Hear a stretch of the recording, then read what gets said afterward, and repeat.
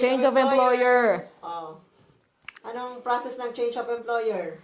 Sa change of employer kasi, if any case, yung bago mong employer hindi niya aayusin yung dokumento mo at mag-DIY ka or sa sariling lakad ka, kailangan mo i-prepare yung new contract mo, termination letter from previous company. Huwag kayong matakot sa termination letter ha, kasi Kasi yun ang tawag dito eh. yun lang yung parang dokumento. Employment yun eh.